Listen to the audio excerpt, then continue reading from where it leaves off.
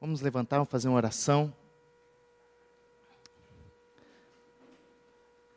Agradecendo a Deus por o privilégio de nós estarmos mais uma vez aqui, junto com os nossos irmãos, em comunhão. Amém? Vamos orar? Bendito e maravilhoso Deus, nós te louvamos, te agradecemos por estarmos mais uma vez aqui, Deus e Pai, pela tua permissão de nos conceder esse dia. Obrigado pelo dia que tu nos deste, Senhor Jesus, e agora nós estamos aqui para ouvir aquilo que tu tens preparado para nós, para que tudo que nós formos ouvir, Deus e Pai, nós possamos colocar em prática no nosso ministério. Que cada dia nós possamos estar prontos, preparados, Senhor, para a tua obra, para ganhar almas para o teu reino, Senhor.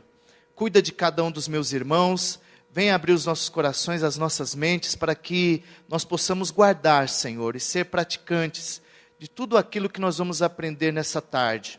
Eu te peço, Senhor Jesus, que tu acompanhe aqueles que ainda estão a caminho, protege, livra de acidentes, Senhor, traz livres de qualquer problema para este lugar. Nós te louvamos e bendizemos o teu nome. Em nome de Jesus, amém. Amém, irmãos? Já está conosco o Renato, que vai estar... Pode sentar. Já vai estar iniciando. E assim que terminar, vocês fiquem aqui. Não precisa, vai vir o Gerson, vai vir para cá. E só à noite que nós vamos mudar, que todo mundo vai lá para o culto, mas a parte da tarde nós vamos ficar aqui. Não vão embora, que vai ter um intervalo, quando terminar as duas palestras, vai ter um intervalo, vai ter um lanche para vocês, e depois nós vamos para o culto. Amém, queridos? Deus abençoe a todos. Renato. Obrigado, Chico. Boa tarde a todos. Eu acho que é o terceiro ano que eu sou convidado a falar nesse evento. O pessoal é maluco, chama uma vez, chama duas, chama três, aí é maluquice. Meu nome é Renato Marinoni. Pelo meu sotaque, vocês vão perceber que eu sou mineiro, do sul de Minas. E essa semana passei em BH, então estou atacado no meu mineirês. Então, vocês me perdoem os caipirismos aqui. Eu sou formado em louvor e adoração pelo Centro de Treinamento Ministerial Diante do Trono, onde trabalhei depois mais 6 anos, 8 no total. Essa semana estava lá dando aula, e já se vão 14 anos. Tenho 2 livros escritos, um livro se chama Mergulhando na Adoração, aspectos práticos da ministração e do ministério de louvor. Esse livro está esgotado atualmente, só temos a versão em e-book na Amazon, e um novo livro que eu trouxe poucas cópias, que é o tema do que a gente vai conversar hoje, chamado Sem Atalhos, em busca de uma adoração autêntica, que fala sobre teologia da adoração, como que a gente precisa entender a adoração. Aqui em São Paulo, eu e minha esposa Andressa, a gente fundou um instituto chamado Instituto IACA, que o Gerson Borges é nosso professor lá, nosso parceiro. Temos outros como Nelson Bomilca, Jorge Camargo. Obrigado, Chico. Mas a Priscila aqui da igreja, e o Anderson, Wagner, uma galera já estudou com a gente. A Priscila e o Anderson terminaram o curso, formaram com a gente. O IACA é o Instituto de Adoração, Cultura e Arte. E já estamos aqui completando 4 anos de trabalho aqui em São Paulo, na formação de líderes de louvor e de ministros. E trabalhamos numa igreja local também, que se chama Igreja Batista Nações Unidas. Surgiu ali na Avenida Nações Unidas, na Zona Sul, mas hoje ela acontece num centro de eventos, atrás do Carrefour ali da Marginal Pinheiros, na estação Granja Julieta da CPTM, com o nosso pastor, se chama Luiz Saião, não sei quantos conhecem, teólogo, professor de Antigo Testamento e tudo mais. Nesse momento, esse ano eu terminei um mestrado no Mackenzie, em teologia, e já estava entregando a dissertação numa semana e entregando um pré-projeto de outro na outra semana. Comecei um novo mestrado na PUC, na área de teologia também, na área de teologia sistemática, teologia litúrgica, e pela graça de Deus espero que nessa tarde a nossa conversa seja bem bacana. Vocês fiquem livres para, se quiser fazer um comentário, uma pergunta que seja pertinente, é claro, ao nosso tema, vocês fiquem à vontade, tá bom? Vamos lá, caminhando. Eu queria começar com essa... O que é a grande questão que a gente se coloca? A gente vem de um caminho, uma das matérias, das disciplinas que eu me especializei e trabalho bastante é a história da música cristã contemporânea. O que acontece? A gente tinha as denominações mais históricas, batista, presbiteriana, metodista, que sempre tiveram a formação dos seus músicos nos seminários. Então, o músico que trabalhava nessas igrejas, ele passava quase que uma preparação teológica, musical, e tinha uma função dentro da igreja, que era um cargo, né, que é o ministro de música.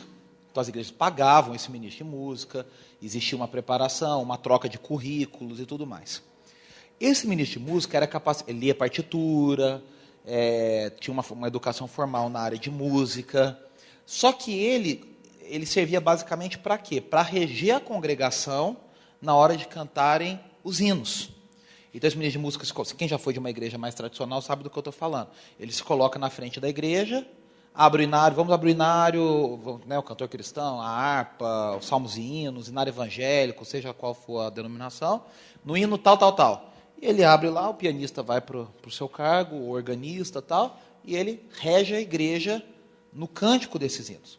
Quando a gente tem a troca da inódia pela música cristã contemporânea, que naquele início, nos anos 1960, a gente chama de corinhos, e depois passa a ser os cânticos de louvor, a gente tem uma troca de função. Esse ministro de música, agora, ele começa a perder a função. E surge uma figura nos anos 1980, que é a figura nos Estados Unidos chamada de worship leader, que é o líder de adoração ou líder de louvor. Essa figura surge muito forte com uma gravadora chamada Integrity Music, que no Brasil veio através de um braço da Hosanna Music. Então veio Don Moen, Ron Kenoly, Paul Wilbur, Bob Fitts. Eu creio que alguns lembram desses nomes que eu estou citando aqui. E eles se colocavam agora como líderes de louvor, worship leaders. Qual que é a diferença de um worship leader para um ministro de música? Qual que é a diferença de um líder de adoração para um ministro de música? O ministro de música é formalmente treinado em música. Ele sabe ler partitura, ele é um músico. Ele é um músico. O líder de adoração, ou líder de louvor, e esse é o tema do meu livro Mergulhando na Adoração, então, mais uma vez, eu digo, quem quiser, tem na Amazon disponível, ele, na verdade, na maior parte das vezes, ele é voluntário na igreja. Ele não é contratado da igreja mais. Muitas vezes ele não sabe nem ler partitura. Malemar, alguns leem cifra. E aí, esse cara é colocado na liderança por uma série de motivos. Às vezes, no começo, é porque ele era o cara mais sem vergonha, no bom sentido, sem timidez, para falar com a igreja. Você é um cara mais desenrolado, então vai lá você. Né? Em outros momentos, é porque talvez alguns sejam o que melhor tocam na igreja. Então, você é o que melhor toca, então você é o líder. Né? Talvez seja a história de muitos de nós aqui, seja uma coisa dessa. Né? E o que significa que melhor toca não significa que seja um músico treinado profissionalmente. Às vezes todo mundo toca 2 acordes, você toca 3, você é o melhor. Não significa que você é bom. Perceba. Né? E aí o que acontece? A gente vai tendo essa figura desse líder, e além de tudo tem uma mudança teológica. Preste atenção. Todas as mudanças que a gente tem implicações teológicas. Mas é só o estilo da música. Não existe estilo neutro. O estilo também implica numa mudança conceitual teológica. E esse caso não foi diferente. O que acontece? O ministro de música, primeiro, eu vou falar algumas coisas que aqui talvez para a gente ainda demore a assimilar, porque a gente está muito entranhado nesse ambiente. Hoje, dentro do movimento de louvor e adoração, existe o entendimento de que o louvor atrai a presença de Deus. Isso é uma coisa que você já ouviu de 500 pessoas, de 500 formas diferentes. E as pessoas citam o Salmo 122, 3, Deus habita em meio aos louvores. Então, quando a igreja canta, a gente entroniza a Deus, a gente faz uma coisa, e a gente cantou isso, Asaf Borba, te fazemos um trono de louvores, vem Jesus. Estou fazendo um trono de louvor. Ron Kenoly, quando gravou o seu Sing Out, do Paul Baloche e Ed Kerr, Sing out, the Lord is near. Pum. Aí fala, Cantai, perto está o Senhor, a Ele um trono erguei, a Ele um templo erguei, de louvor um palácio, de graças um trono, feitos ao Rei dos Reis. Eu estou fazendo um trono de louvores a Deus. É uma ideia muito entranhada no movimento de louvor e adoração. Aí você fala, mas não é isso que a Bíblia fala? Não é esse o entendimento que a igreja tinha. A igreja, até esse rompimento do movimento de louvor e adoração, nunca teve a ideia de que o culto, o louvor, a música no culto é uma coisa que a gente está atraindo a presença de Deus. A igreja sempre teve o entendimento. Mas qual que é o entendimento? O entendimento é o seguinte, que quando a igreja se reúne, Cristo se faz presente, Deus se faz presente, e nós estamos oferecendo algo a Deus. E aí esse oferecimento é total, é na palavra, é na oração, é no cântico, é em todas as coisas. Mas um dos artigos, para escrever minha dissertação, a gente tem que ler bastante coisa, né? Eu tive que ler 1.900 páginas de artigos para poder escrever o meu 130. E um autor dizia uma coisa que eu achei muito interessante.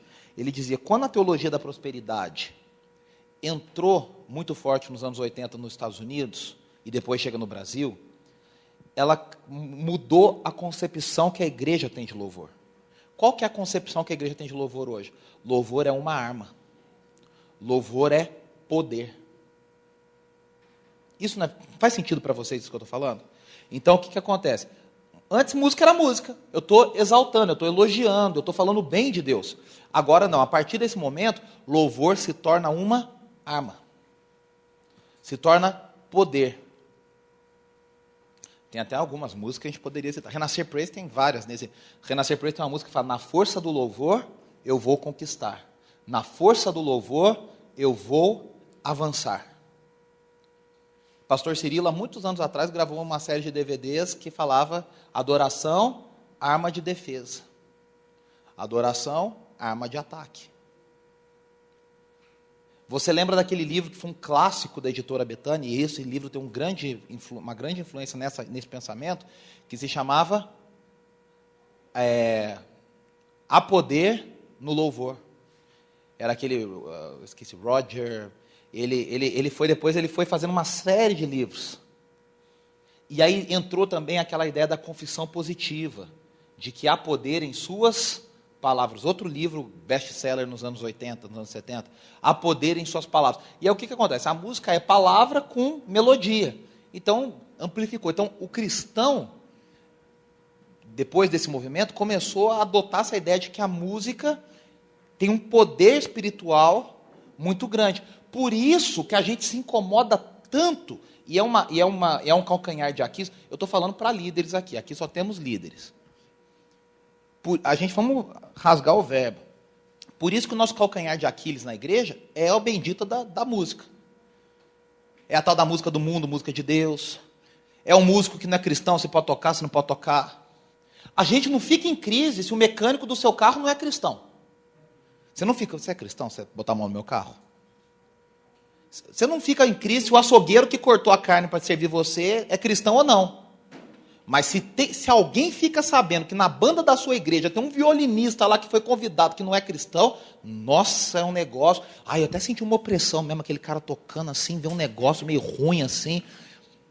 Por quê? Porque a gente criou uma concepção de que a música tem um poder espiritual diferente das outras coisas.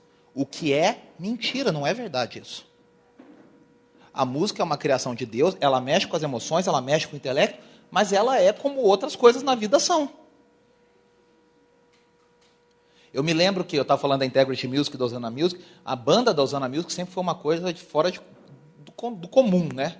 Tom Brooks, Chester Thompson, Rusto Almário, Alex Acunha, e o grande ícone que o brasileiro adorava, Abraham Laboriel, né? O baixista que foi considerado 3 vezes o melhor baixista do mundo. E tocava com Rocknole, com Dom Maior, o pessoal via ele tocando, e dançando, e adorando. Aí, de repente, chegou um boato no Brasil, boato não, né, que era verdade, que ele tinha gravado com a Madonna, com o Michael Jackson. Aí os crentes entraram em polvorosa. Como o cara que está adorando a Deus gravou com o Michael Jackson, gravou com... E aí a grande pergunta que se faz é, o advogado cristão, ele só atende cristão? O médico cristão fala, o paciente, é o seguinte, você é cristão? Senão não posso botar a mão em você. A gente não pede isso das pessoas, mas do músico a gente pede. A gente não encara a música como uma profissão. Isso está começando a mudar. Está começando a amadurecer. Mas a gente tem uma série de problemas. Que a gente fala, não, porque a música ministra, não, porque a música tem um poder, não, porque a música tem não sei lá o quê. A música tem poder de memorização? Fato. A música tem poder de mexer com as emoções? Fato. Mas não existe um poder espiritual. Você já deve ter visto em 500 seminários de louvor, o pessoal fala assim, olha, ministrar louvor é uma coisa muito séria. Quem já ouviu falar isso? Ser líder de louvor é uma coisa muito séria. Primeiro, ser cristão é uma coisa muito séria. Não é pedido do ministro de louvor e do líder de louvor nenhum tipo de compromisso além do que é pedido de um cristão normal. Não, mas líder de louvor tem que dar testemunho. O cristão também.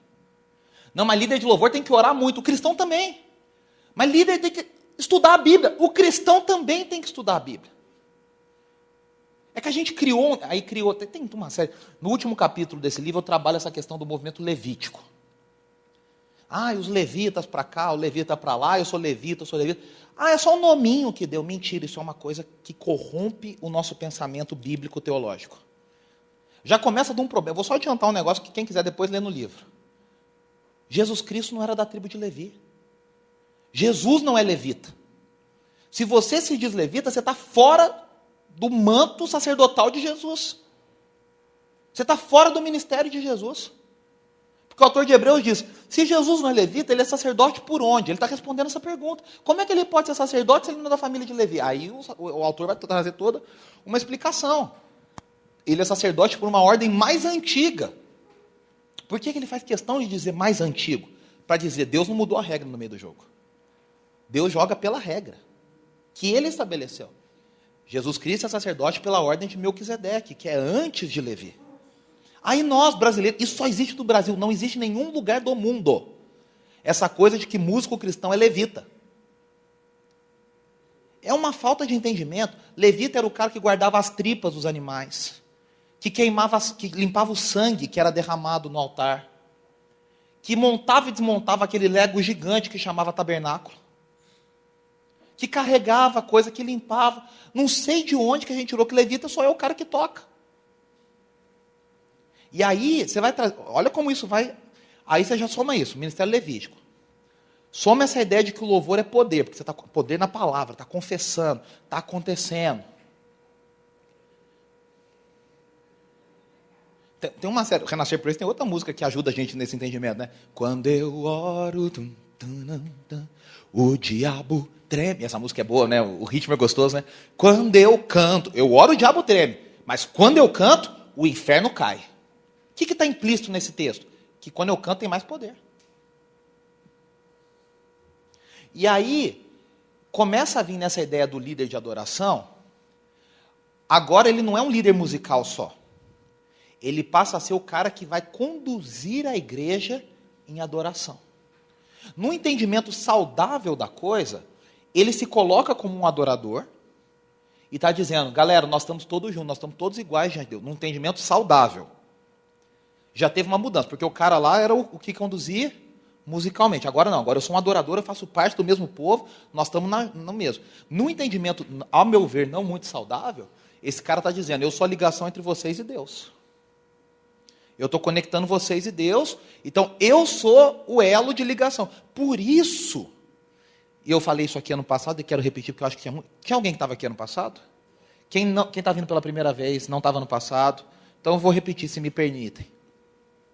Por isso que tem muita gente que fala assim, quando o líder de louvor está contaminado, ele contamina a igreja inteira. Você já viram esse negócio? Se o líder de louvor tem adultério, começa a pipocar adultério. Primeiro que crente brasileiro só pensa em pecado sexual. Inveja, mentira, essas coisas a gente releva. Pecado sexual é o que pega. Que esse a gente não perdoa. Deus esquece, mas a igreja, meu amigo, olha. E aí o que acontece? A gente fala, não, porque quando está em pecado, aí contamina toda a igreja. Sabe o que é a ideia que você está passando?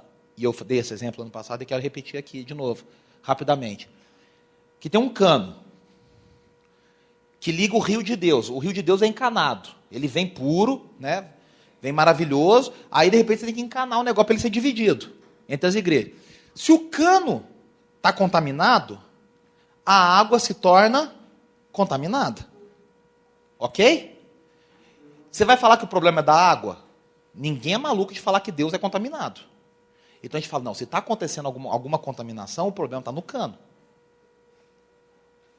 Só que deixa eu falar uma coisa para você, não tem cano nenhum. Jesus diz, aquele que crê em mim, do seu interior fluirá um rio de água vivas. A ligação é direta. Eu não ligo nada a ninguém. O meu pecado não pode contaminar uma outra pessoa. O que pode acontecer, e eu preciso fazer essa ressalva, é a questão do exemplo.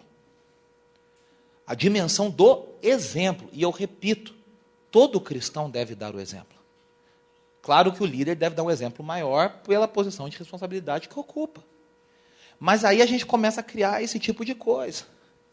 Esse tipo de entendimento. E aí, terminando a história, é o seguinte, a gente tem esses líderes. No Brasil, quando chega essa coisa de líder de adoração, ainda é uma coisa muito, anos 80, muito principiante. Para falar, a gente começa a tentar entender isso nos anos 1990. E o que a gente faz? A gente põe 4 músicas aleatórias, que você gosta, que você deixou de gostar, que você achou legal, que você deixou de achar de legal, e acha alguém lá que é um pouco mais desinibido e fala assim, fala aí boa noite. Aí a pessoa vinha na frente e fala, boa noite, a paz. E falava as 3 primeiras frases da música de forma declamada. Né? Então, ele é o leão da tribo de Judá. Jesus tomou as nossas cadeias e nos libertou. Aí tem um clássico, amém, amém. Aí canta, aí acaba a música, bum, acabou. A música que a gente vai cantar agora fala que ele é exaltado, o rei é exaltado nos céus.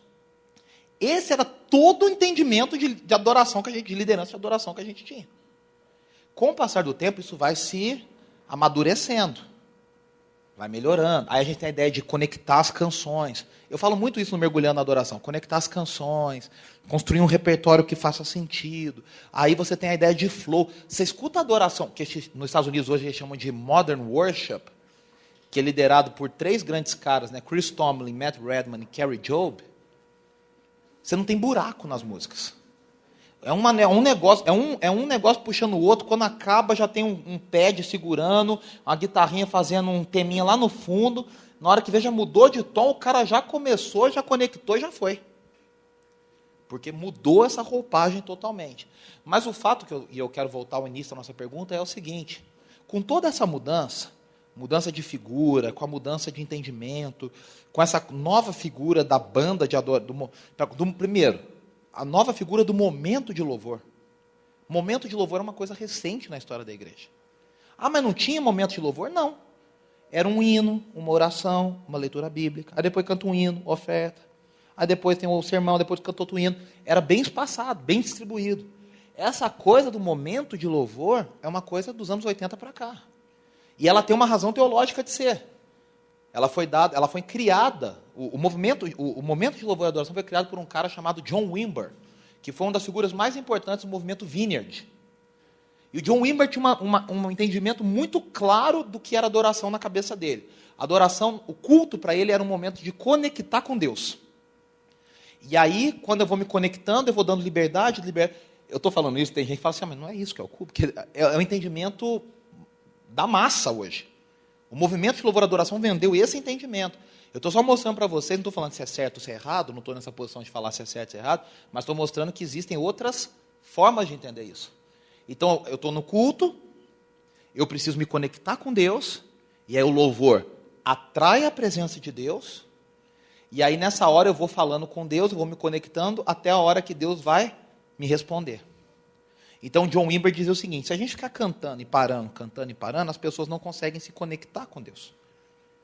E aí ele dizia que tinha um ápice no final, que era quando ocorria o momento que ele chama de intimidade, que é quando o Espírito Santo dirige o culto. E aí, nos cultos de John Wimber, tinha de tudo. Tinha dia que ele não pregava, tinha dia que ele cantava no Espírito, tinha dia que ele saía orando com as pessoas, por curas, por sinais, por maravilhas e tudo mais. Esse é um entendimento muito diferente do entendimento clássico de culto. De que o momento, a gente está comemorando daqui a 3 dias a reforma, o entendimento reformado do culto é que o momento mais importante é a hora que Deus vai falar, é a pregação da palavra. Hoje, para muitas pessoas, na hora que Deus vai falar, é a hora que vem uma profecia lá na frente. É o cara que fala, eis que te digo. Para os reformados, isso é uma coisa nova, porque a hora que Deus vai falar é a hora que a Bíblia vai ser pregada. Se a Bíblia é a voz de Deus, quando se lê a palavra, quando se lê a Bíblia, Deus está falando. Percebe que até... Por isso que eu creio que muitos de vocês talvez não soubessem dessa história que eu estou contando do Wimber, mas você, quando vai fazer o seu repertório, você deixa a melhor música para o final. Você não coloca a melhor música no começo. A gente intuitivamente coloca no final. Por quê? Porque é a hora do... É o pensamento de Wimber influenciando a nossa ministração. O pacote foi vendido dessa forma. Se teve uma coisa que o movimento de louvor e adoração fez bem, foi vender o ensino compactado. Foi tudo bem feito. Então, é seminário, é livro, tudo. Então, as pessoas foram bem doutrinadas dentro do pensamento do culto carismático. Do culto que dá liberdade, teoricamente, né? Porque eu não quero dizer que o culto conservador não dê liberdade, mas eles dizem que dá liberdade ao Espírito Santo. Está dando para entender o que eu estou falando? Deu para entender? E aí, o que é a grande pergunta?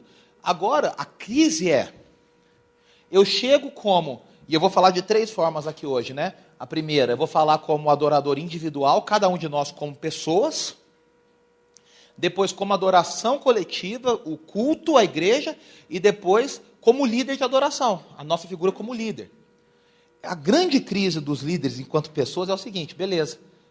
O que significa conduzir as pessoas em adoração? Como é que eu faço isso? Talvez muitos de vocês já tenham, como eu, entrado nessa crise. Você se vê diante da igreja e fala, o que eu falo agora? O que eu faço? O que eu devo fazer? O que eu não devo fazer? E aí, nessas horas, as respostas fáceis são as mais simples. Olha, faz isso, levanta a mão, fala para o pessoal levantar a mão, fala para o pessoal bater pé. E aí você vê muitas pessoas só replicando jargões. Você vê muita gente só replica.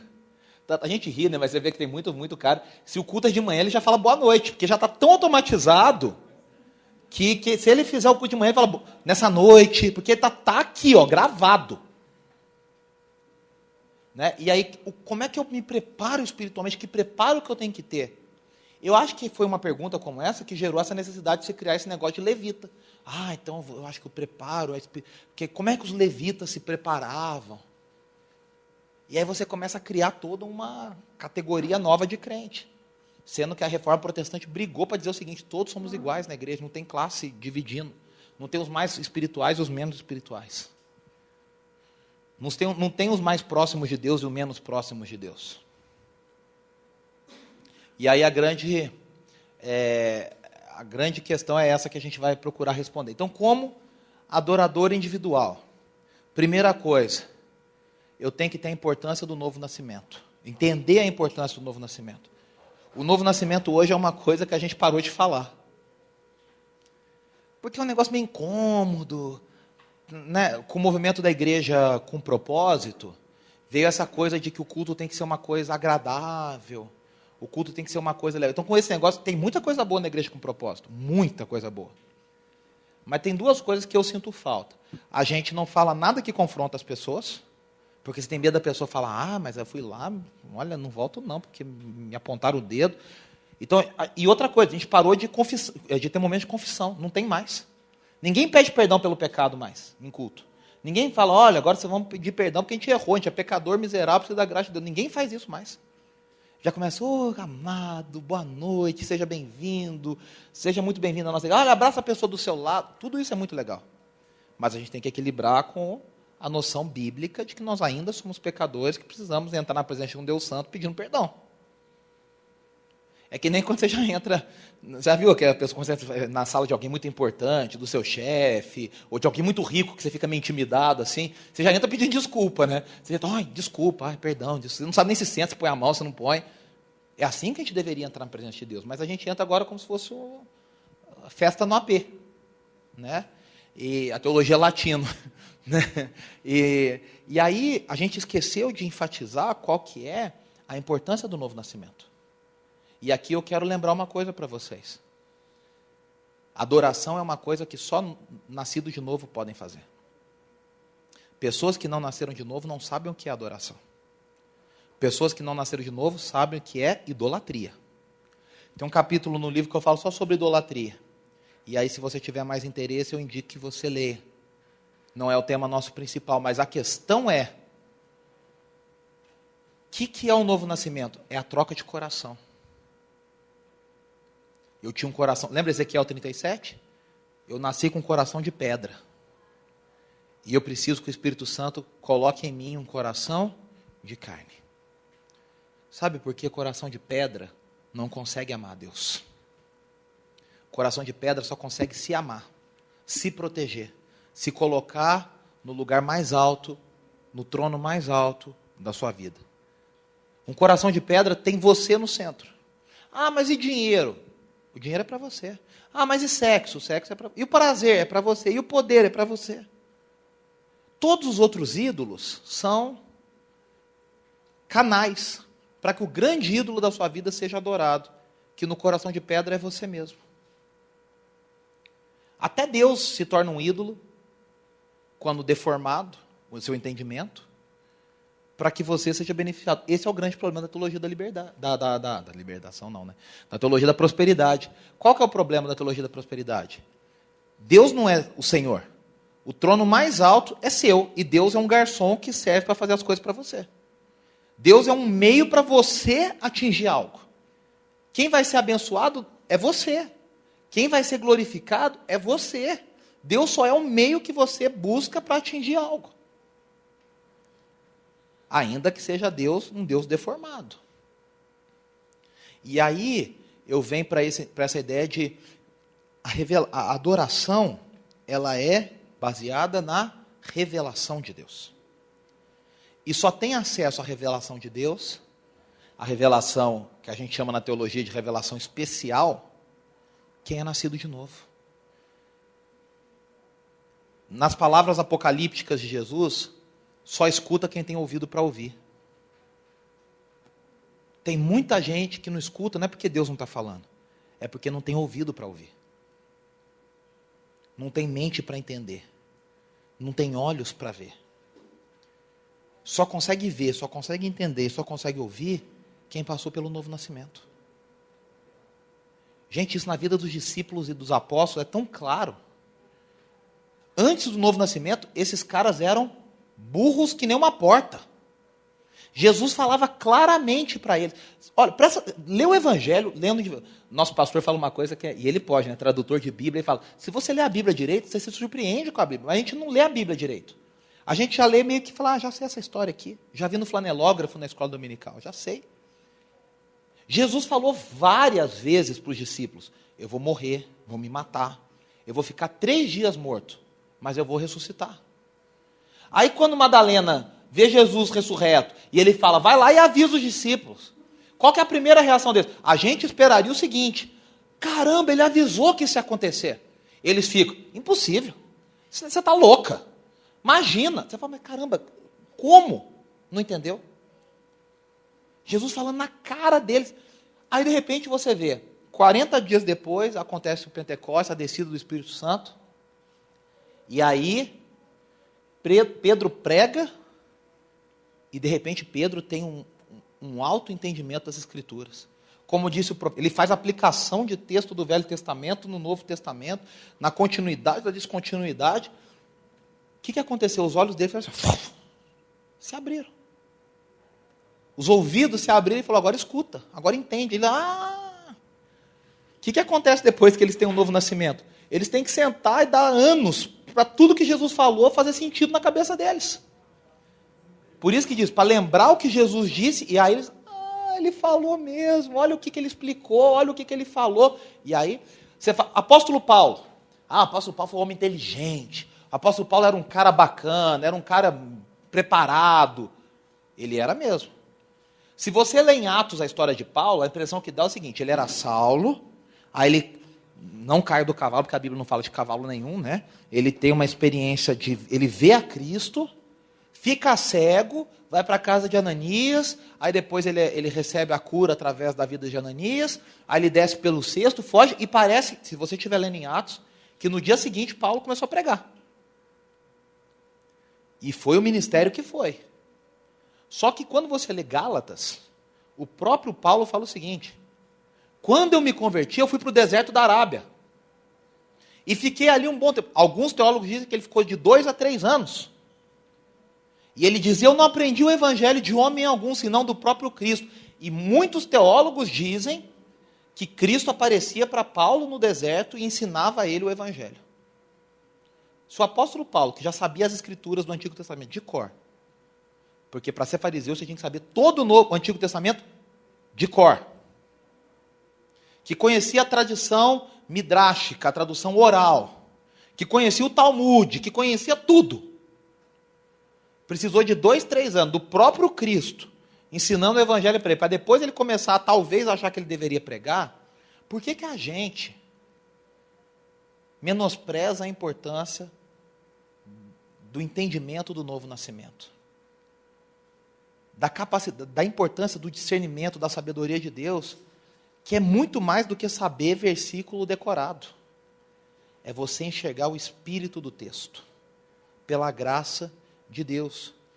Porque, aí você vai falar, o que isso tem a ver com adoração? Não é curso de pregação? Tem tudo a ver. Porque adoração é resposta à revelação de Deus. Quanto mais você conhece de Deus, mais você adora. Quanto menos você conhece de Deus, menos você adora. E se você conhece um Deus deformado, você adora deformadamente.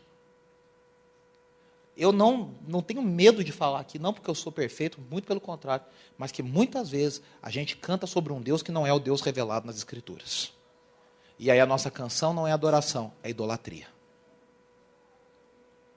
Tem músicas que falam de um Deus que não é o Deus revelado na Escritura. Tem música que fala de um Deus fraco. Tem música que fala de um Deus que tem problema de autoestima. Tem música que fala de um Deus que não sabe o futuro, que não controla a história. Tem música que fala de um Deus vingativo. Ah, mas Deus na Escritura é vingativo. Tem diferença. Deus não é vingativo, Deus cumpre os seus propósitos. Outra coisa é querer que Deus vire o meu personal matador de inimigos. Que Deus pegue as falcianes e jogue por aí. Não. Deus não está preocupado com a fofoca da sua pretensa amiga de trabalho. Não estou querendo dizer no sentido amplo da coisa. Acho que vocês estão me entendendo. Então, às vezes a gente canta, tem algumas canções que eu leio a letra, às vezes fico pensando assim, gente, isso aí é qualquer coisa menos Deus. E canções que a gente cansou de cantar. Tem uma canção que a gente falava assim, eu farei o que for preciso para te ver, mas eu não posso deixar que siga sem me perceber. Me desculpe, mas o Deus que eu sirvo não consegue deixar de me perceber. É o que a Bíblia me ensina. Tem uma outra mais moderna que diz, eu faço o que for preciso, eu mergulho na mirra ardente. E Deus está falando, eu não preciso que você se autoflagele. Eu não preciso que você faça nada. Eu faço tudo, mas vem novamente. Desculpa, é um Deus deformado. Um Deus menor do que a Escritura revela. Um Deus que tem problema de autoestima. Um Deus que fica, por favor, me louva, como se Deus precisasse do nosso louvor. A gente não louva a Deus porque Deus precisa do nosso louvor, a gente louva a Deus porque a gente precisa louvá-lo totalmente para sermos plenos. E aí, tudo isso passa pelo entendimento de um coração nascido de novo. Um não nascido de novo pode ler a Bíblia de capa a capa, não entende o que o texto diz. Um não nascido de novo não consegue adorar porque ele não tem revelação. Se ele não tem revelação, não tem adoração. E deixa eu falar uma coisa para vocês que não sou eu que falo, é a Bíblia que nos garante. Em todas as nossas igrejas, está cheio de gente não nascida de novo. Sabe por que eu digo isso? Porque Jesus diz, no último dia, eu vou separar o joio do trigo. A gente, às vezes, consegue dizer, que tem uns que são muito descarados. Aí a gente consegue julgar pela árvore. Mas tem uns que nem a gente consegue dizer. Ah, mas eu sou pastor, eu sou líder, eu acompanho, sou discipulador. Mas nem a gente diz, sabe? Porque está no coração da pessoa. Mas, diante de Deus, só pode adorá-lo verdadeiramente quem tem um coração nascido de novo. Porque o que é adoração? Adorar a Deus é, em última instância, obedecê-lo. Quem que diz que Jesus diz que quem obedece é quem o ama? Só ama a Deus acima de todas as coisas com toda a sua força, com todo o seu entendimento, com toda a sua mente. Quem tem um coração que obedece. E só obedece quem tem um coração que ama. E só ama quem tem um coração nascido de novo.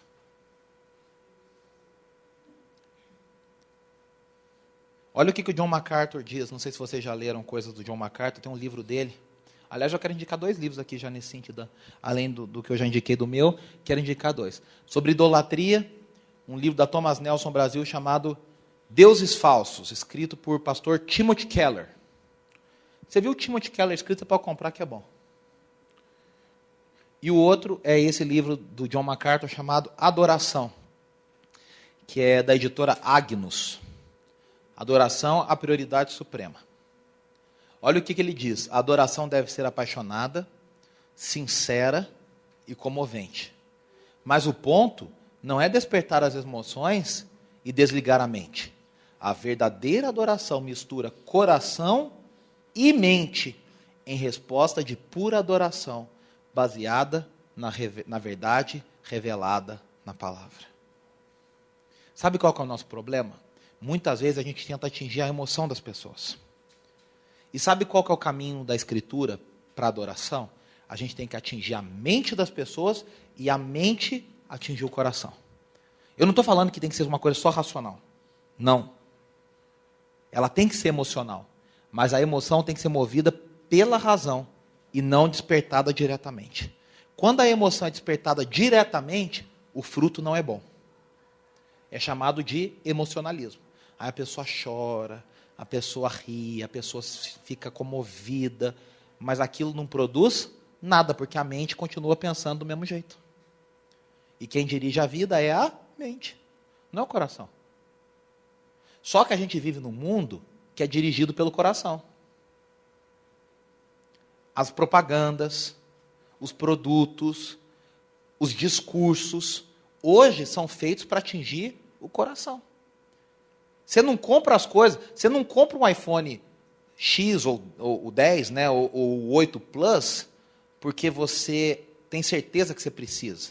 Você compra porque você ficou apaixonado pelo aparelho. Você põe na mão, você fica, ai meu, por que faz test drive hoje? Pra você ficar apaixonado pelo carro. Você não tem razões lógicas. Porque a maior parte das pessoas que estão comprando um iPhone 8 Plus, na verdade, já tinha um 7. Ou tinha um 7 Plus, que na verdade não precisava ter.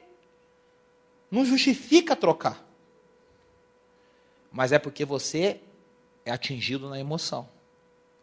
Tanto que a maior parte das propagandas tem um discurso só, que diz, siga seu coração. É o discurso da pós-modernidade. Siga o seu coração. Só que o evangelho primeiro tem que atingir a mente e depois o coração. Esse é o problema. Por isso que nós temos pessoas que choram, caem na presença de Deus. Aí você fala, nossa, a pessoa foi impactada. Aí ela tem uma atitude durante a semana que é totalmente não condizente com o que ela disse no domingo.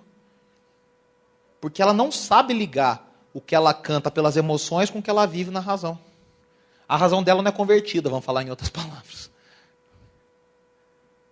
O coração é uma benção, mas a mente dela é pagã. Aí o cara fala, eu amo a Deus, mas na hora de opinar no Facebook, ele não sabe opinar pensando que nem Deus ensinou. Ele opina de acordo com o que o professor da escola ensinou para ele. O professor que a maioria das vezes não tem compromisso com nenhuma ideologia ligada à Escritura. Aí você vê o cara assim que é do teu ministério, já deve ter acontecido. Não conheço ninguém aqui, então posso falar abertamente. O cara é uma benção no louvor. Aí no Facebook colocou a fotinho com arco-íris para apoiar os gays. Aí você fala, rapaz, mas como é que é essa pessoa? Não tem nada contra os direitos homossexuais. Eu acho que, como cidadãos, todos merecem o mesmo respeito, e inclusive de heranças e patrimônio e tudo mais. Mas não é questão de eu gostar ou de eu não gostar. É questão de eu entender para que as coisas existem. Para que foram criadas. Casamento significa casamento não foi feito para felicidade. Casamento foi criado para procriação. A felicidade está implícita, é claro. Mas a família foi feita para quê? Para que o reino de Deus se estabeleça na história. Vai passando de geração em geração. Então, 2 homens e 2 mulheres não conseguem ser casamento, pode ser união. pode ser uma união, pode ser um relacionamento. Mas casamento não é porque não consegue gerar crianças. Se não gera pessoas, não é casamento. Tem que dar um outro nome. Ah, então você é contra casamento homossexual? Sou. E a união? Não. Sabe por quê? Porque você não contra, você não é a favor, a pessoa vai fazer. Ela tem que ter o direito respeitado. Então, sim, tudo bem. Mas não significa que você apoia. Você percebe o que eu estou querendo dizer? Eu estou falando desse assunto tão polêmico para falar o seguinte: a gente julga tudo assim, mas eu tenho um amigo lá no trabalho, nossa, ele é tão bacana, porque é verdade. Aí você fica, eu quero que ele seja feliz. Não, mas eu também quero. Mas a gente quer julgar tudo pelas emoções. Aí o cara diz defender a Bíblia e é a favor da eutanásia. O cara diz defender a Bíblia e fala bandido bom é bandido morto. Estou jogando dos dois lados, para não falar que eu defendo a esquerda ou a direita. Então, é complicado. Por quê? Porque no coração, o coração é evangélico, mas a mente, coitado, a mente é ultra-direitista, a mente é ultra-esquerdista. Recentemente a gente teve um pastor que disse, eu leio o evangelho pelas lentes do socialismo.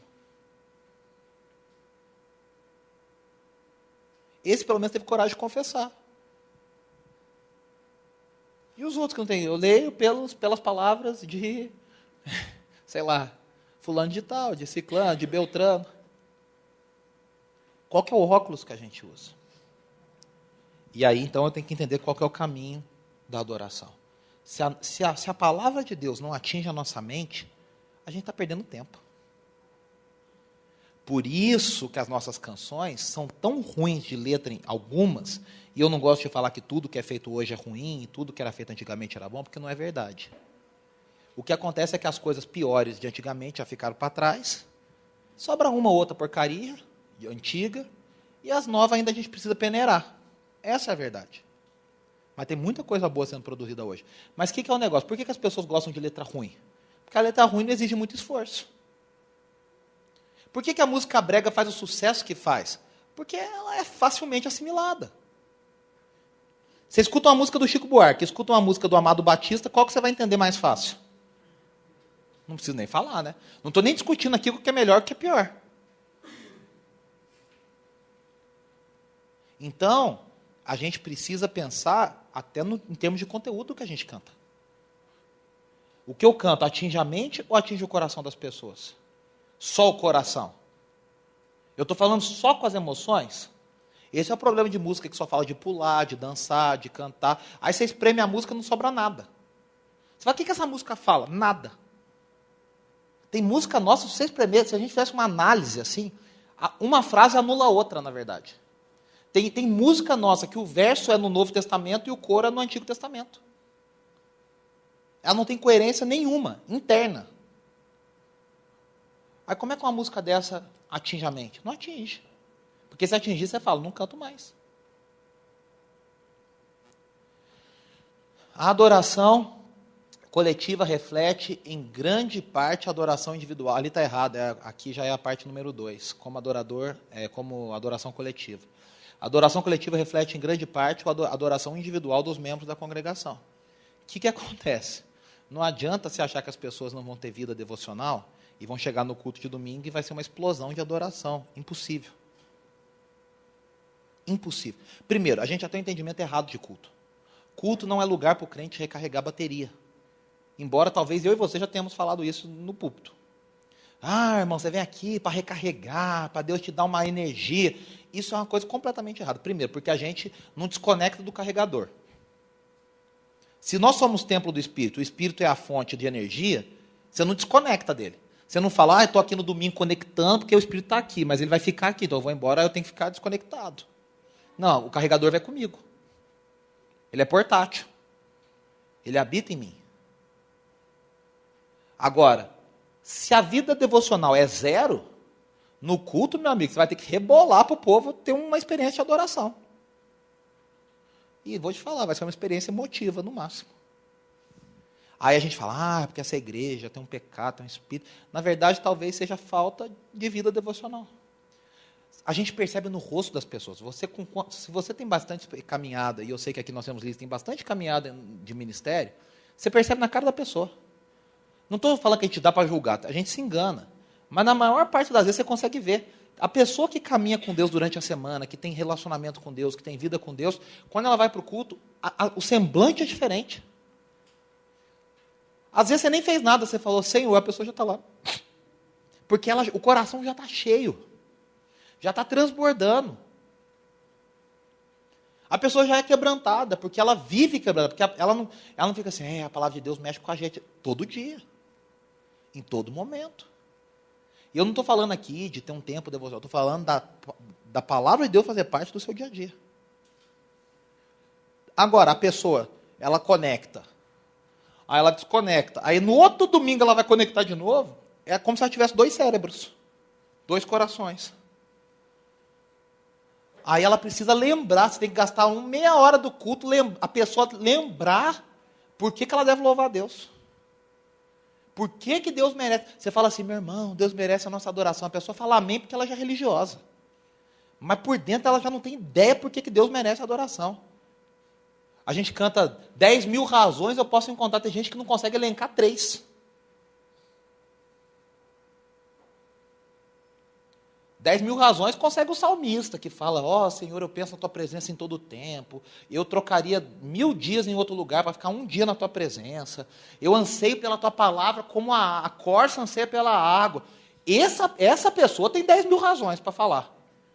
O cara que malemar pensou que ele está indo na igreja para Deus não riscar ele da lista lá do livro da vida, ele não tem nem 2 para elencar.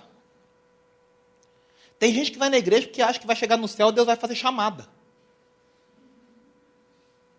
Olha, você faltou muito, você faltou mais de 25% da vida aí na igreja, você reprovou. Vai para o purgatório fazer DP.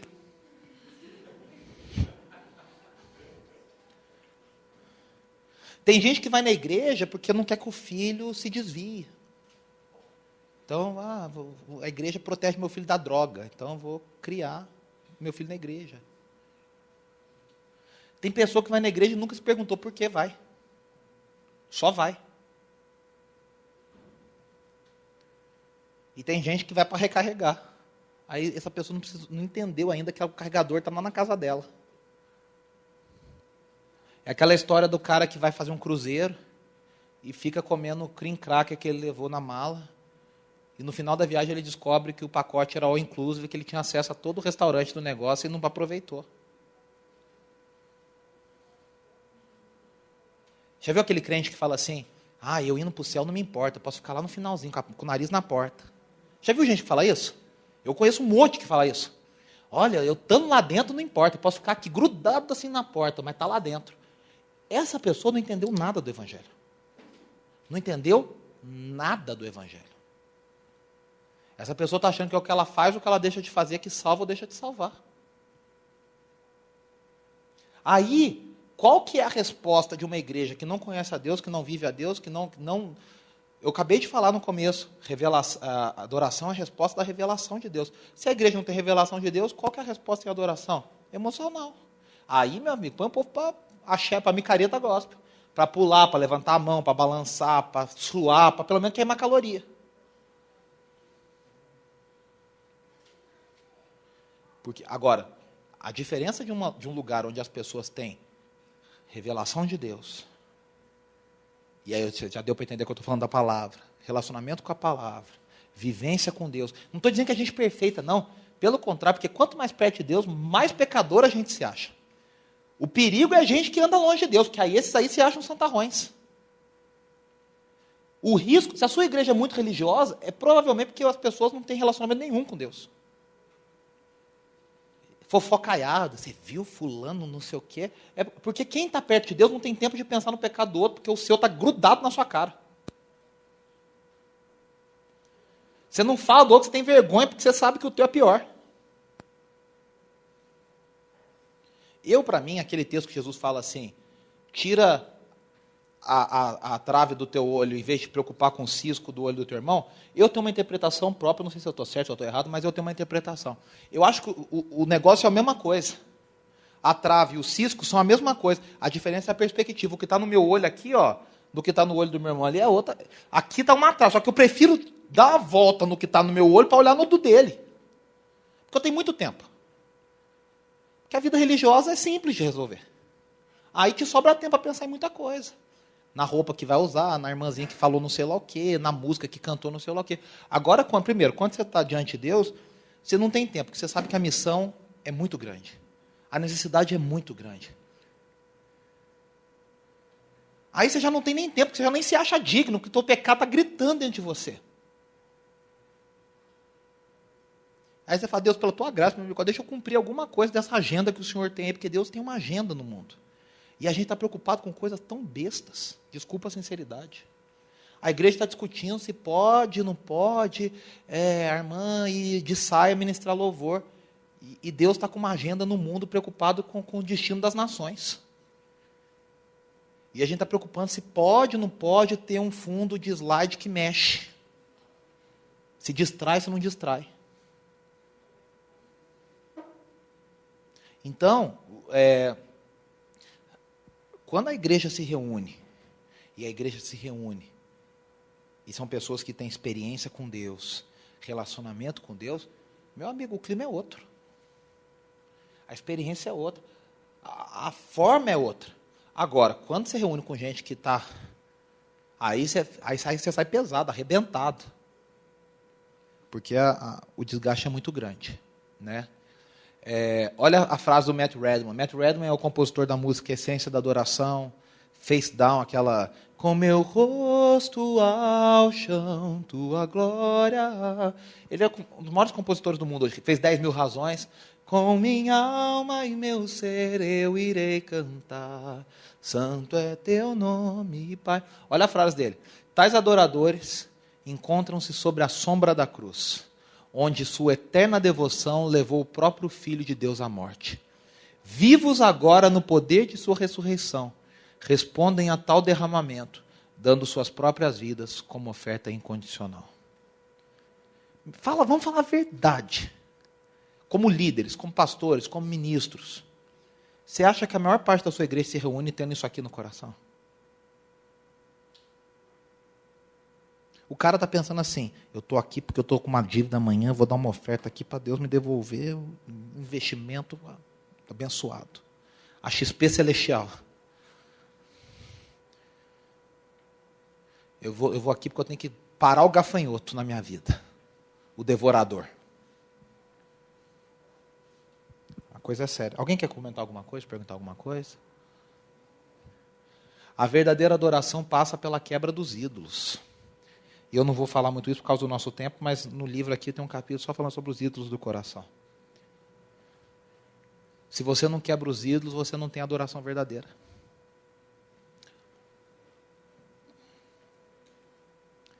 O que é o culto cristão? Se eu tivesse que pedir para vocês, que são líderes e pastores, definir o que é o culto, como é que a gente define o que é culto? Um de cada vez, por favor. O que é o culto? Sem ler o que eu escrevi ali embaixo.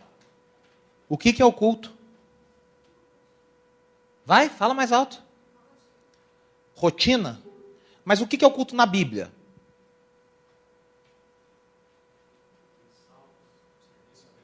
Serviço a Deus, em que sentido?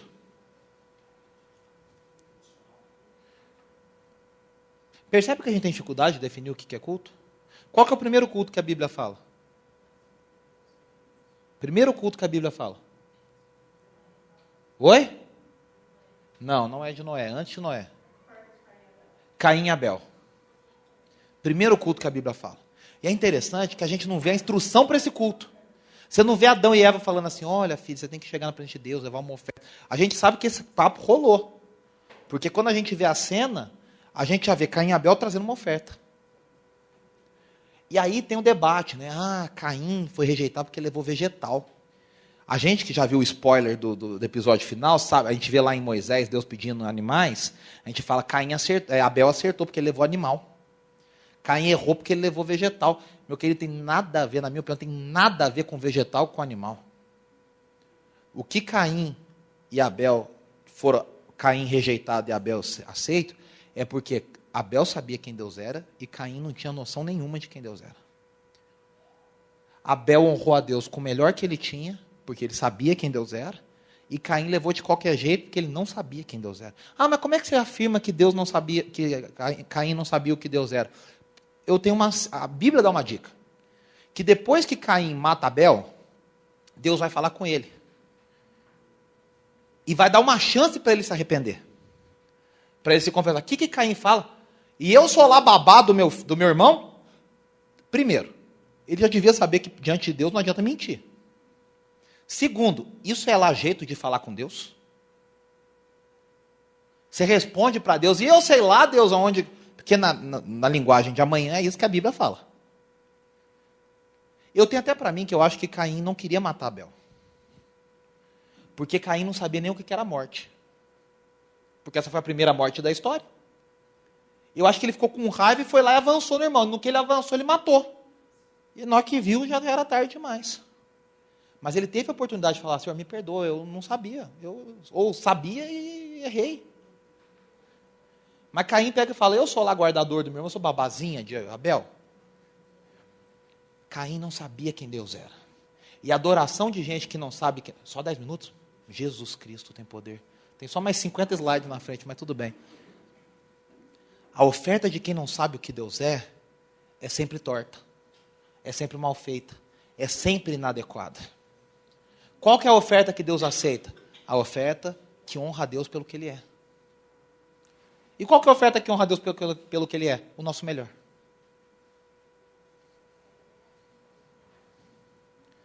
A pessoa que sabe quem Deus é, chega no culto, ela não chega no culto como chega na feira. A pessoa que sabe quem Deus é, não sai falando qualquer coisa. Ela tem uma atitude diferente. E aí eu sei que, por exemplo, a igreja não é o lugar sagrado. Não mais. Na verdade, nunca foi. Porque a igreja é uma réplica da sinagoga. A sinagoga nunca foi lugar sagrado para os judeus. O lugar sagrado era o templo. A igreja não é templo. A igreja local não é templo. O templo é a igreja universal, não a universal do reino de Deus. A universal, corpo de Cristo. O corpo de Cristo é o templo de Deus na terra. E ao mesmo tempo, o templo de Cristo é cada cristão. Perceba que é uma dicotomia, que não se anula uma outra, é uma coisa complementar. O templo de Cristo só tem um templo na terra. E o templo de Cristo na terra é o seu corpo, a sua igreja. Que não tem denominação, não tem idade, não tem era. Desde Abel até o último santo que morreu, ou vive, nasceu, faz parte dessa igreja. E ao mesmo tempo que a gente é pedrinhas, a gente também é templo do Espírito. Então, não adianta você cantar o hino, o culto hoje vai ser... quando eu cheguei aqui, o meu Senhor já estava. Não estava, não. Me contaram de um zelador de igreja que ele fecha, aqueles que moram no fundo da igreja, que estava 40 anos na mesma igreja, que quando ele fecha o templo, a igreja, ele fala, boa noite, Senhor. Boa noite, Senhor. E fecha a porta. Que ensinaram para ele que Deus mora ali. Algumas igrejas não está escrito, casa de Deus. Casa... A gente ora e fala, Senhor, obrigado porque estamos na tua casa. É entendimento errado da Escritura. Nós somos a casa de Deus. Obrigado porque a tua casa está reunida. Aí você está orando certo. Obrigado porque uma parte do teu corpo, do teu templo está aqui. Aí você está orando certo. Mas o local... A gente não tem altar nas nossas igrejas. A gente tem palco. Mas a gente canonizou o cimento, o tijolo e a madeira. Aí a criança pode pintar o terror na igreja inteira, mas no altar ela não pode subir. Porque parece que ela vai ser fulminada se ela entrar ali. É entendimento. Perceba, o local sagrado é errado. Por isso que o cara faz o que ele quer. Por quê? Porque ele tem que ser santo diante de Deus. Se ele deixou Deus na igreja... Na casa dele, no trabalho, ele faz o que ele quer. Aí na igreja ele vai bonitinho. Aí na igreja a vovó falava para ele assim, não fala palavrão dentro da igreja. Agora, se onde ele vai, a igreja vai junto, como é que esse menino fala palavrão? Não fala, né? Quem são as pessoas sagradas? Ai, é o pastor, aquela irmã do coquinho da oração, aquela mulher, vou te falar, quando ela ora... Deus escuta. Meus irmãos, não existe isso. Quem são as pessoas sagradas? Os membros do corpo de Cristo. Todos são sagrados. No sentido de que, se eles têm Deus habitando dentro deles, a santidade de Deus é comunicada a nós. Por isso, sede santos, como eu sou santo, diz o Senhor. A santidade não tem uma classe. Eu fiquei sabendo de uma história de um pastor que foi convidado para um aniversário de uma criança da igreja. Aí chegou na casa, o pai da criança falou assim, vamos reunir aqui para cantar o parabéns. E eu ia fazer uma oração, mas já que o pastor está aqui, ele é pago para isso, eu vou pedir para o pastor então fazer uma oração. Ou pessoas que acham que a oração do pastor tem mais poder, porque Deus, afinal, ele é funcionário de Deus. Quem são as pessoas? Os levitas? Esquece isso, joga isso fora. Depois você lê o capítulo 10 e você me conta o que a gente pensa sobre isso. Quem são as pessoas sagradas? A igreja de Cristo Jesus. Qual que é o templo sagrado? Em todo o tempo. Vamos continuar. O verdadeiro culto cristão deve ser, de acordo com o teólogo John Frame, no seu livro Em Espírito e em Verdade, centralizado no Evangelho, trinitário, o Pai, o Filho, o Espírito, cada um tem uma função específica na economia divina. Vertical e horizontal, centrado em Deus, mas atingindo meus irmãos. Qual que é o problema? A gente fica nos extremos. Tem culto que é só horizontal, é esquisito. Tem culto que é só vertical. Aí a gente faz louvor e apaga a luz e fala, não, é para a pessoa ficar mais à vontade. Quer ficar à vontade, fica em casa. Onde que a gente pode andar pelado? Em casa. Você não vai na igreja para ficar à vontade. Você vai na igreja para ter comunhão. Por isso que eu sou contra. Daqui a pouco vão inventar cabines nas igrejas. Você aluga uma cabine, aí você fica no culto na sua cabine, que aí ninguém te abraça. Você não tem. Vira para o seu irmão e fala, você não tem ninguém para virar, porque você está na cabine. A prova de pastor chato. A gente tem que entender que o culto... Louvando a Deus de todo o coração, cantando salmos, hinos e cantos espirituais entre vós. Mas peraí, mas é entre vós ou para Deus? As duas coisas, quando a gente fala a Deus, a gente fala entre nós. Quando falamos entre nós, falamos a Deus. Olha aqui que Bob Kauflin, que é um autor incrível, você pode procurar depois o livro dele no Brasil também, maravilhoso. Um líder de adoração fiel, exalta a grandeza de Deus. Se ele fala fiel, ele fala nascido de novo. Um líder de adoração nascido de novo, exalta a grandeza de Deus. Em Jesus Cristo, pelo poder do Espírito, olha a Trindade atuando, ao combinar com talento, e aqui já está mostrando que para atuar no ministério de música você tem que ter talento. Todos nós conhecemos o irmãozinho e a irmãzinha que não sabe dar uma nota afinada e jura de pé junto, ele só não jura porque ele acha que ele não pode jurar, que ele nasceu para o ministério de adoração. Você fala para ele, faz e ele acha que está igualzinho. Aquele baterista que não sabe contar a entrada da música, ele se perde. 1, 2, eu falei 2, 3, 4, ele já não sabe. E jura que foi chamado para o ministério de música. Se a gente vai desenvolver algo, Deus tem que dar talento. Nem que seja em níveis diferentes. Tem a pessoa muito talentosa, tem a pessoa menos talentosa, mas aí, trabalhar nisso aí. Está dando para entender, gente?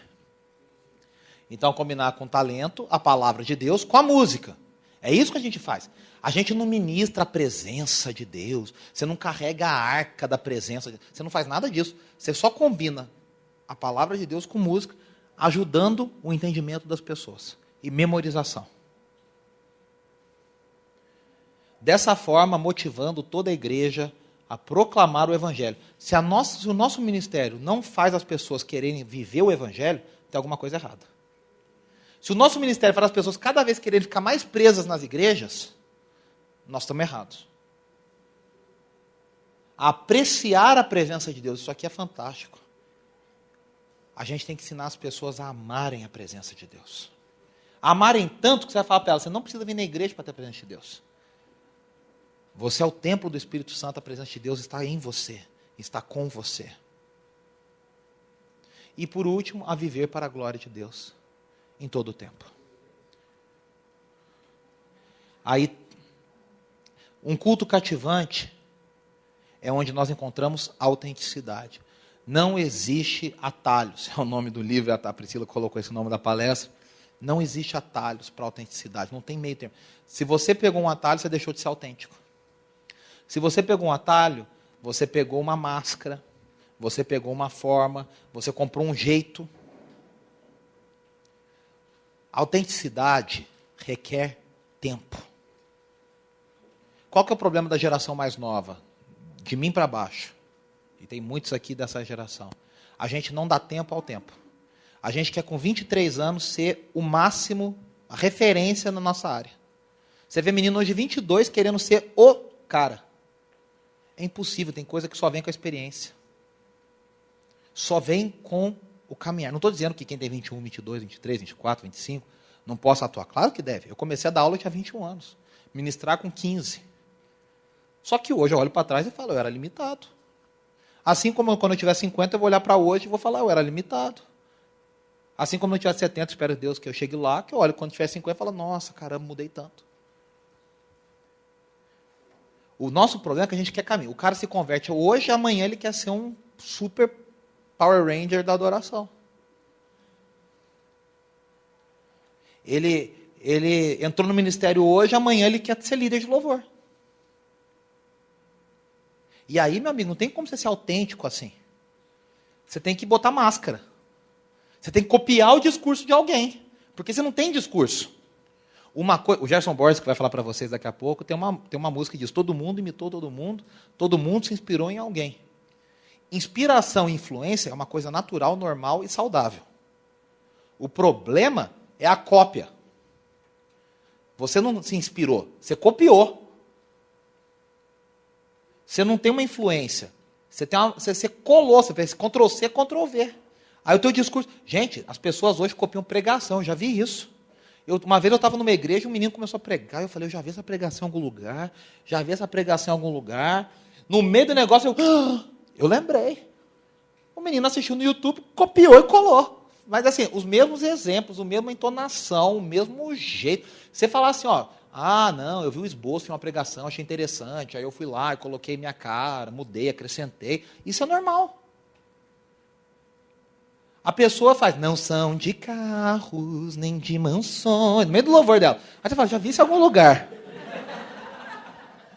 Uma vez uma pessoa que estava cantando a música da Nívia, ela entrou lindamente no espontâneo.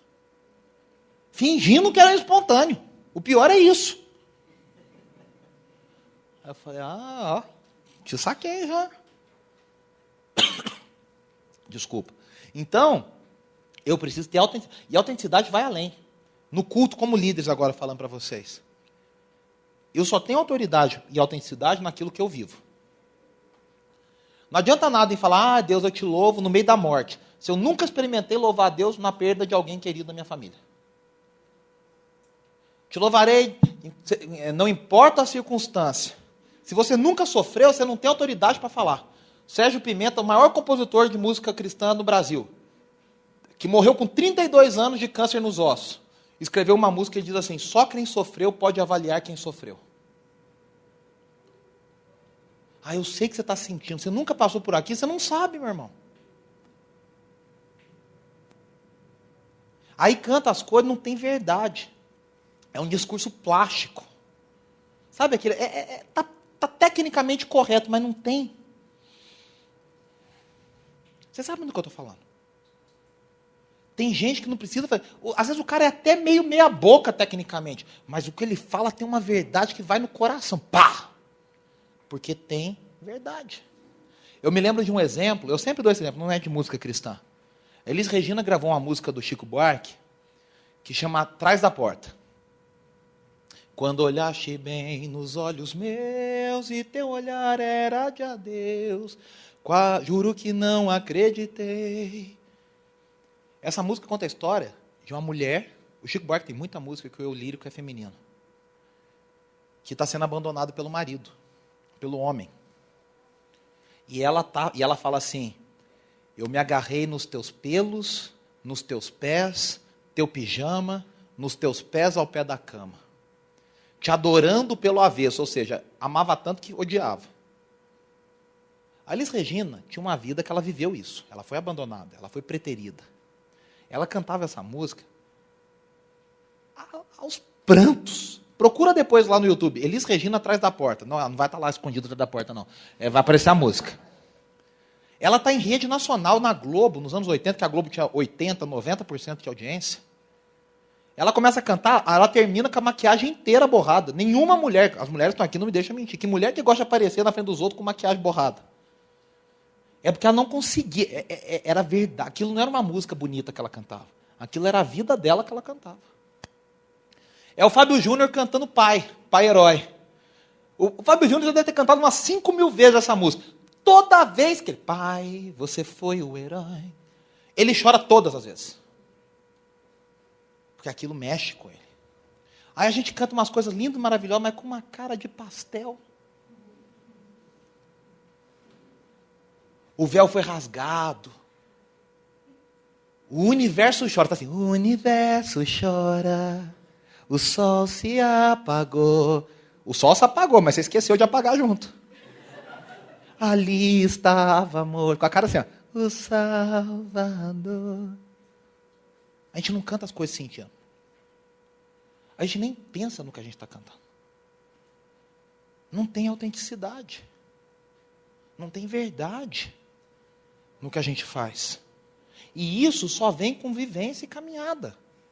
Não adianta você ir num seminário que vai te ensinar a cantar com verdade.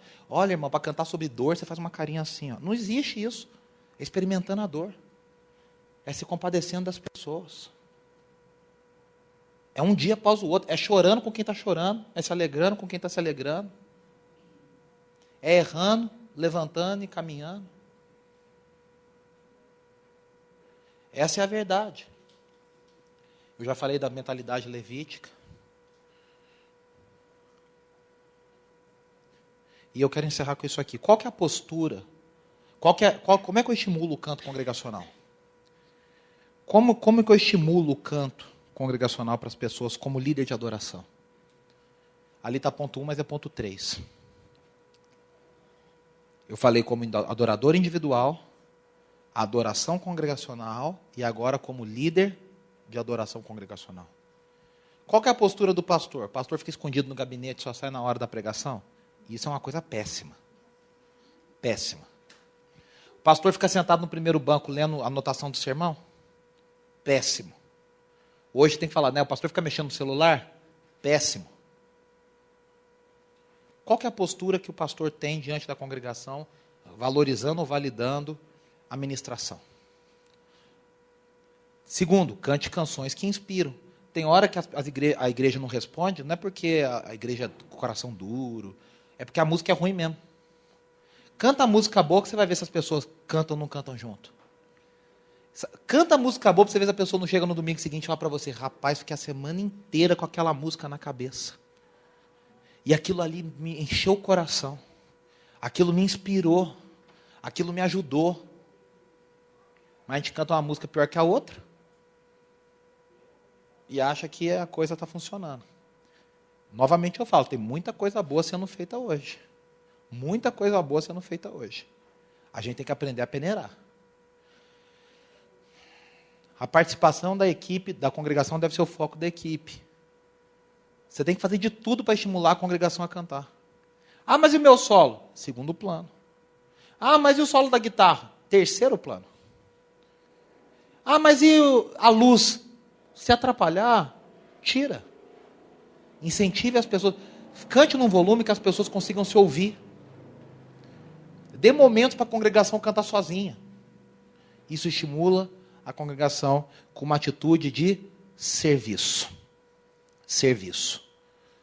Agradeço, muito obrigado. Quem quiser o livro, depois quiser que eu ponha a dedicatória, tem maquininha de cartão, tudo, pode passar no cartão e eu coloco a dedicatória se você quiser. Deus abençoe, obrigado. Chico.